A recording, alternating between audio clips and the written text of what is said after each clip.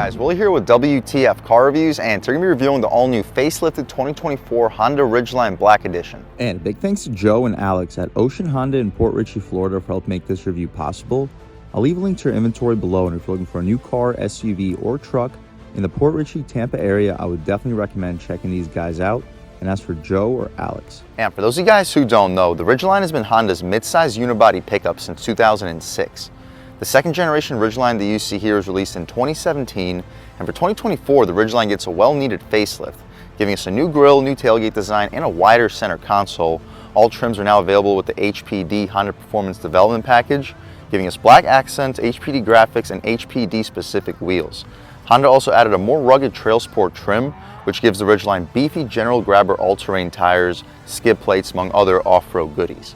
The Trail Sport sits just beneath this top-of-the-line Black Edition that you see here with a base price of $46,000, which is only $6,000 above the base Sport. What else we get for that money? Let's jump right in. So we mentioned we get a new grille for 2024 on the Ridgeline. The lights are about the same. We get the LEDs with LED daytime running light, LEDs for the projector, and for the high beam right next. So we get a halogen turn signal in the corner and an LED fog light. Hopefully you can pick it up on camera. A ton of airflow coming in for this radiator for this 3.5 liter V6. The Honda badge is large and houses your advanced safety features. We get black headlight housing too for the Black Edition, and with this beautiful white metallic paint, which I believe is about a $450 option. The plastic cladding on the bottom of the bumper area and rocker panel side skirt with these black wheels looks extremely clean, and the black window trim and mirror caps as well. Speaking of the wheel and tire setup, we get these black 18-inch rims, and they're very shiny, at least when they're new, wrapped in Firestone Destination all-terrain tires. They're not anywhere near as beefy as the General Grabber all-terrains that you're going to get on the new Trail Sport trim. But for the top Black Edition trim, these are pretty aggressive tires nevertheless. Dimensions being 245/60 R18 and black lug nuts as well. We mentioned a little bit of plastic cladding, splash guard up front and out rear. We get smart access for the driver and a front passenger. Black mirror caps, LED turn signal on them. We don't get blind spot monitoring on the glass on the inside part of the mirror, so you still get it, just not on the outside. Hopefully you guys can pick up this window sticker for the 2024 Ridgeline all-wheel drive Black Edition. I know it's really tough. With the platinum white pearl paint, that's the only option. It's $455, $46,350 for the base price. And hopefully I can position the camera so you guys can pause and take a look at all of the standard features. It is really loaded for $46,000, especially considering that the base Sport is about $40,000, a little bit under $40,000 for the base price. Try to recenter the camera so you guys have a nice view. Cool. Out rear, the gas cap is not pushed to open. I'll show you the latch is inside. Same rear wheel and tire setup. The only difference is a smaller brake caliper. We get a unibody chassis and a fully independent rear suspension. Hopefully you guys can pick it up on camera. Because of the fully independent rear suspension, this is going to have some of the best ride quality in the class, especially when compared to like a Frontier or a Tacoma or even Ford Ranger. This is a lot better of a ride, and compared to vehicles like a Santa Cruz or a Ford Maverick, you get significantly more space with the Ridgeline. Out rear, we also get an updated rear tailgate. As we mentioned, instead of the hard badges all throughout, we get an imprint for the Ridgeline. Honda badge in the corner. Shout out Ocean Honda in Port Richey for helping make this review possible. The taillights get LED runners with a halogen turn signal and an LED brake light right beneath. Dual exhaust tips too. The pre-facelift had the dual exhaust tips, and I really like them. Rear parking sensing trailer hitch. I'll leave a link right here to show you exactly what the towing capacity is for this Ridgeline. The tailgate itself, let's drop it down. Unfortunately, it's not damped. I kind of would expect the top of the line Black Edition to have a damped tailgate, but you can buy struts for it in the aftermarket. I believe it's like 60, 70 bucks, and install them yourself. We get 2 sets of hooks in each corner of this bed, so 8 total. We get LED lights in both of the corners too. Open up this box, and here we have our AC outlet. The reason they put this cover here is so if it rains or snows, you don't have to worry about your AC outlet getting soaked. There you go. Hopefully you pick it up on camera. Cool.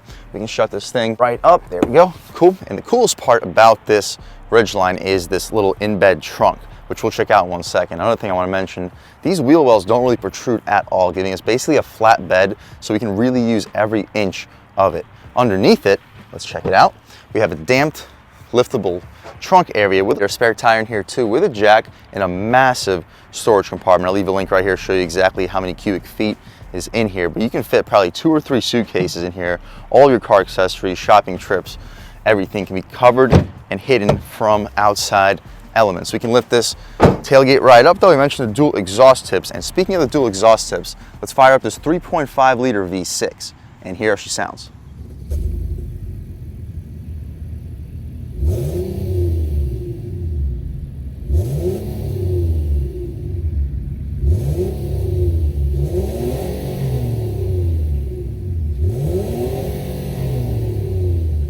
All right guys, that was the sound of the 3.5 liter V6 sold by Honda for the 2024 Ridgeline. And it sounds pretty good, cranking out 280 horsepower, 262 pound-feet of torque, made it to a 9-speed automatic transmission. You can expect this mid-sized truck with all-wheel drive to get to 60 in the low to mid 6-second range, making it a no-joke performer. Unfortunately, even for the top-of-the-line Black Edition, we don't get hydraulic struts. We can take a step back, walk around this 2024 Honda Ridgeline Black Edition one more time. If I didn't mention, we also get front parking sensing, but only on the side, so you don't get anything in the front of the bumper area. Taking a step inside, again, we get smart access for the driver and the front passenger. We can see what we get with a top-of-the-line Ridgeline Black Edition. Up top, we get soft touch, same thing for the center, and leather stitching with red contrast for the armrest. 2-window auto one touch, power windows out rear, aluminum door handle, 2-person memory seats, fuel cap release, and a ton of storage. Cup holder, you'll stack 2 or 3 footlongs on top of each other, and you'll rest a 14-inch sub in this compartment.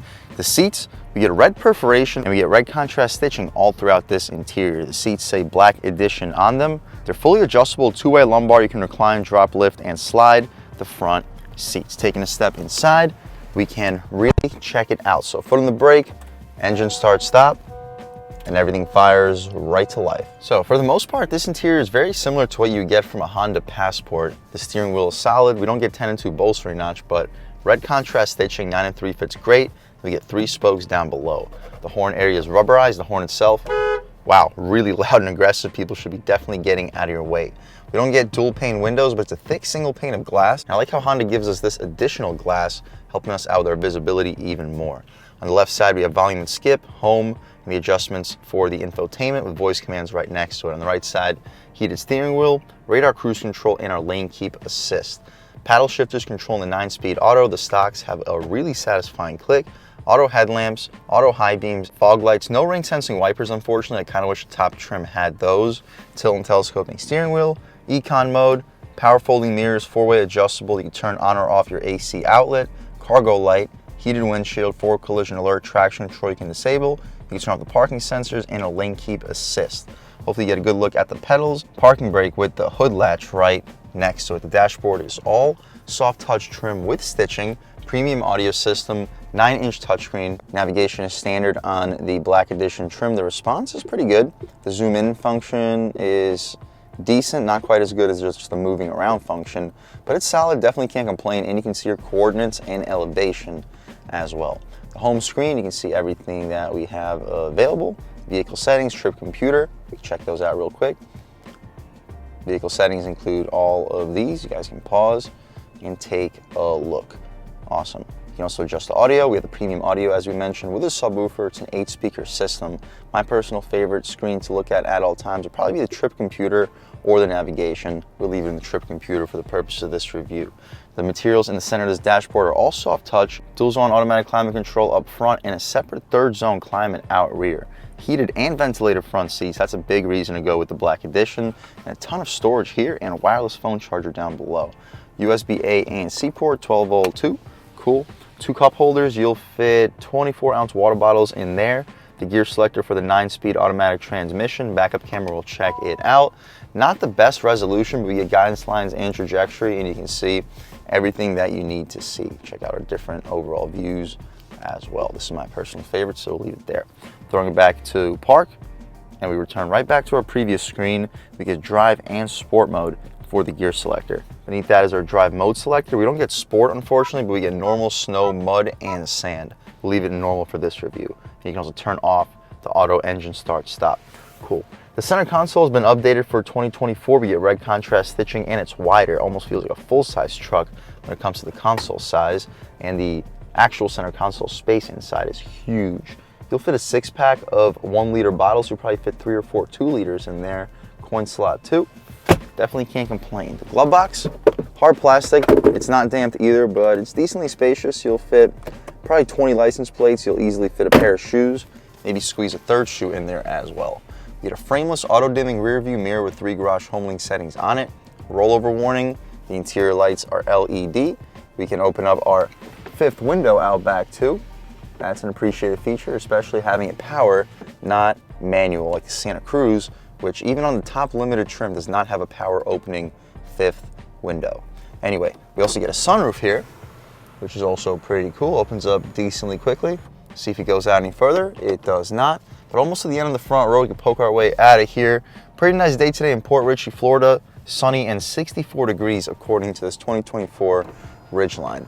We'll shut the glass right up. We'll leave the shade open so when we hop out back, you guys can see how much light is brought into the cabin. But that's about it for at least the front seat of this 2024 Honda Ridgeline. Let's hop out back, see how much space is offered back there, as well as the overall quality of the material. So up top, just hard plastic, like all 2024 Ridgeline trims, just like the Ridgelines in the past too.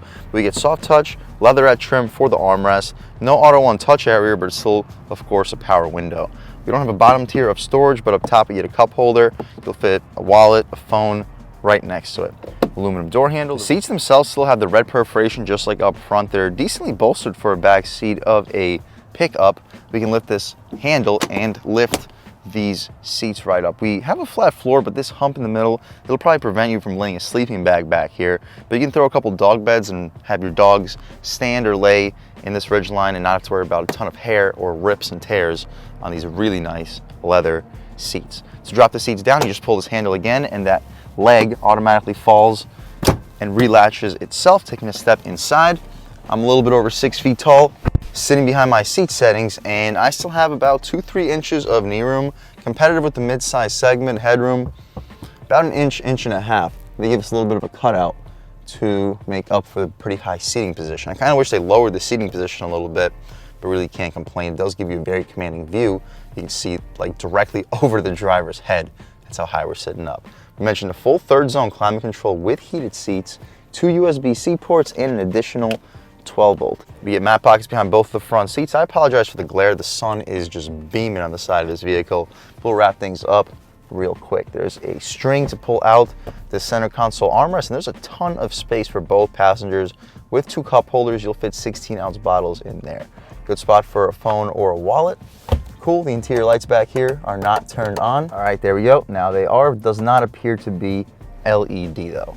Anyway, that's about it for the inside and outside of this 2024 Ridgeline. We get a hook for both of the grab handles out rear. We'll take one more step back. If I didn't mention, we also get a really nice black contrasted trim for the rear of the cab for this Ridgeline. Anyway, that's about it for the inside and outside of this beautiful platinum white metallic 2024 Ridgeline Black Edition. I've never reviewed a Black Edition yet on this channel, and for the top of the line Ridgeline, only costing about $6,000 above the Sport, this seems like a really good vehicle to buy and a really good trim to go with at that.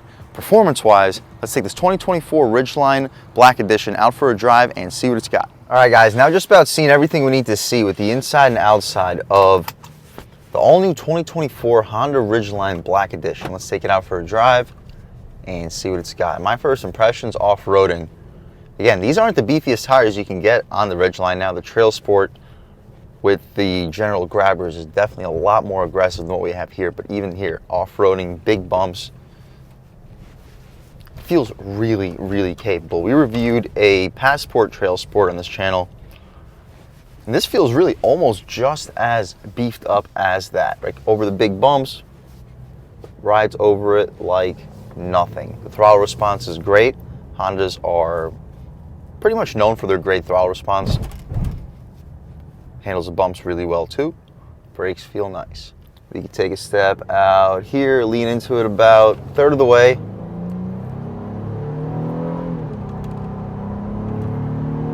Picks up speed pretty good. Solid initial bite down low. The mid-range is decent. I wouldn't call the mid-range super strong, especially not compared to a lot of the turbocharged competition. But compared to naturally aspirated V6s like you get from the Frontier, from the Tacoma, or used to get from the Tacoma, this feels very similar in terms of mid-range. We'll see how it is up top at some point, but definitely not right now. All right, guys, taking a step out here. We can lean into it about halfway before we catch up the traffic again. About half throttle. Ooh. Wow, okay. When you lean into it a little bit more, this thing has a lot of power. We'll give that guy in front of us a little bit of space. Try that out one more time. Uphill on the gas. Woo! Wow. Yeah, this thing has to be underrated. That is a lot of power. The transmission kind of has to figure itself out. I've been noticing that from both the Pilot and the Passports that we've been reviewing on this channel. We can try out a real world turning radius. It is pretty sharp. We'll give these guys in front of us a little bit of space, and I'll catch right back with you. All right, guys, we can try it out in the sport transmission mode, off the line on the gas. Ooh, wow. Whoo-hoo-hoo. Brakes feel good. Steering is a little bit floaty, but it's comparable to the segment. And coming out. Wow. I was saying, let's see how it is up top. This thing has a lot of power up top. Not the strongest mid-range, but one more time. Woo! It's a screamer too. Wow. We haven't driven a Ridgeline in about a year now. I forgot just how powerful this thing really is. Snappy downshifts, throwing it in a little bit quicker than we should. Body rolls also limited on the gas. Snappy shifts. Honda seems to be going more with their 10-speed now for their newer vehicles, but this 9-speed has really good response and very crisp shifts, downshifts. Boom, boom, and then upshifts. The upshifts take about half a second to a second to respond, but those downshifts are snappy. One more time, second gear on the gas. Woo! Yeah, guys, we don't have to beat it up a whole lot further. Holy crap. We'll take it out of the sport transmission mode and just cruising along on this highway at about 55 miles an hour, 53, 55. It is silent. We don't have dual pane windows, but I don't hear any wind noise. The road noise, although we have slightly beefier tires, is extremely limited. The steering's a little bit light on center. When we put it in the sport mode, it changed up a tiny bit, but not really very noticeably. The biggest difference in sport is the transmission. It does hold the gears though. Since it holds the gear, I wouldn't recommend driving in sport all the time. It's gonna compromise some of your fuel economy, and it's just not always pleasant to hear your engine screaming at 4,000 RPM at all times. We'll try out another turning radius test, try it out at about third throttle, regular acceleration for daily driving, and I'll catch right back with you. Never mind, looks like we have the chance. Turning radius is solid, about third throttle, good torque, and looks like we'll have one more chance to try one out off the line. All right, guys, off the line. Ooh, wow. Ooh. Yeah, guys, this thing has a lot of power. I wouldn't be surprised if the real power figures for this is closer to 300. Overall, guys, if you're looking for a mid-sized truck, but you're not looking for something with a bumpy ride, and you want something with a little bit extra practicality, and you don't need to tow anything over 5,000–6,000 pounds, this is a great pickup for you. The payload is solid. The usable space underneath that bed is also really impressive. It is quick. It can handle well. Disregard that rollover warning. We took it through some twisties. It handles absolutely no worse than any midsize SUV out on the road today. And if that's what you're looking for, guys, I would 100% recommend checking out the 2024 Honda Ridgeline. And I would recommend checking out the Black Edition. I would recommend at least checking out the Trail Sport, because considering it's only 5,000–6,000 bucks above the base, you get so much for the money. And a big thanks to Joe and Alex at Ocean Honda in Port Richey, Florida for helping make this review possible. I'll leave a link to your inventory below, and if you're looking for a new car, SUV, or truck in the Port Richey area, I would definitely recommend checking these guys out. And as for Alex, and a huge thanks to all you guys for watching. I had a great time making this video. If you're new to the channel, please subscribe. If you've already subscribed, thank you so much. You guys know the channel is just not possible without you, and I really appreciate the constant support. But again, if you haven't subscribed yet, please subscribe. Leave a like too. It really helps me out the YouTube algorithm. That's how these videos get promoted to new people. Leave a comment. Let me know what you like. Let me know what you don't like. Leave a comment. Let me know any specific cars, SUVs, or trucks you'd like to see reviewed on this channel, and I'll definitely try getting those videos for you ASAP. But other than that, again, thank you guys so much for watching, and I hope all of you have a great day.